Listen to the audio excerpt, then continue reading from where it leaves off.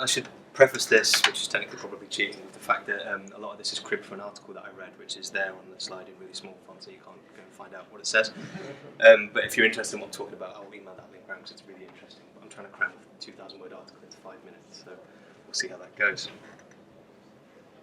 I've also drank quite a lot of my own homebrew 9% beer, so we'll see how this goes as well. Okay, I'm going to talk about Fermi's paradox. Fermi is this guy, Enrico Fermi. He was an Italian physicist, really interested in nuclear physics, and he pondered this question, where is everybody? And I want to talk about what that is and what some of the potential answers to that question might be. So, if we take all of the stars that exist in the universe, about 1% of those stars potentially have an Earth-like planet nearby which would support life, or potentially could support life. That's a lot of planets, a lot of potential planets. Now, of those potential planets, let's say, this is where we get into guesswork, let's say 1% of those planets have some sort of life on them, or have had life on them. And of that 1%, let's say 1% becomes intelligent, however you define what intelligent is. Well, if all of that is true, that leaves us with 10 quadrillion potential intelligent life forms across the entire universe, and 100,000 in our galaxy alone. So where is everyone? So if we go back 1,000 years ago and imagine what our technology would be like to medieval people, it would be insane. So what would it be like to someone who's billions of years older than us? Because we're actually quite young in the context of the universe. And also, there's ways of measuring what these civilizations are like. So there's something called the Kardashev Scale that's a way of ranking civilizations according to how intelligent they are. Now, we're almost a type 1. There's a type 3 civilization which can harness all of the energy in the galaxy, which is kind of incomprehensible to us. So if we take that number of potential civilizations, well, if 1% of them became type 3 civilizations, there should be 1,000 of them in our galaxy alone. So where are they? Why haven't we heard from them? If they've got this crazy advanced technology, why aren't they in this room right now? Why aren't we enslaved by alien species? So there's two schools of thought around this. One school says that actually, even if all of that matter checks out, there's something that happens that stops these civilizations from reaching us, or stops us from finding out about them. And that's called the Great Filter. And that supposes that something happens along the evolution of a timeline that stops you from reaching that point. So this is a graph of what that could look like. So if that's true, when does the Great Filter occur? So potentially for us, we might have passed the Great Filter. Maybe it's the invention of the internet, for example. And here we are, great, and we're really rare. On the other hand, it could be that the Great Filter is in the future. And if that's true, then we're in trouble because it's going to hit us and we're statistically very unlikely to pass it. And if we found life on other planets, it would kind of confirm this, and it would mean the Great Filter is ahead of us, and that's a really bad position for us to be in.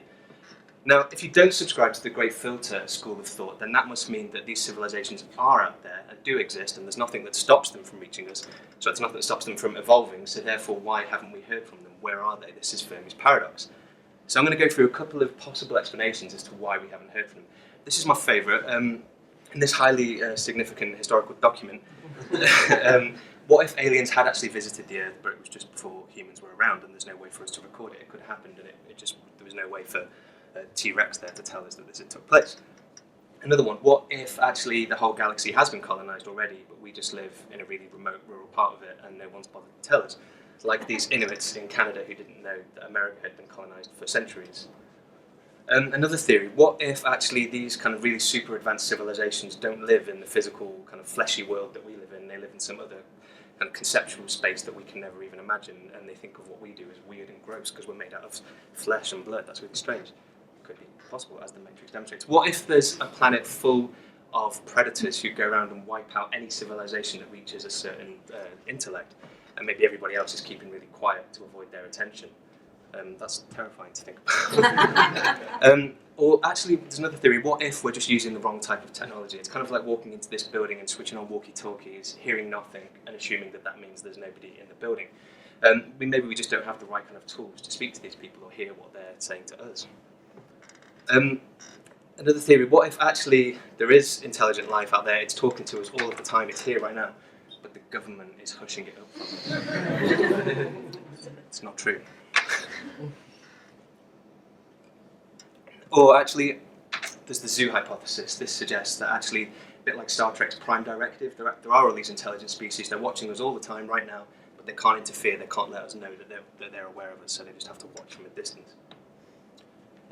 The next one is the one I think is the true one. This anthill, imagine just next to this, out of shot, there's a huge motorway with all these cars and people are building this motorway.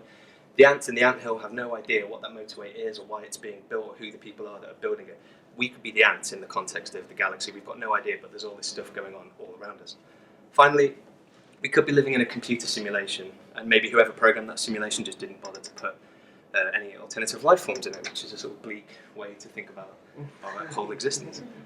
So to conclude, the answer to Fermi's paradox, well, there is no answer to the paradox, spoilers, but there are two possible conclusions. Either we are really, really rare, we've got through the great filter, and we're the only people out there who are in this position, or we're just really insignificant and too stupid to see what's going on around us. Happy Christmas.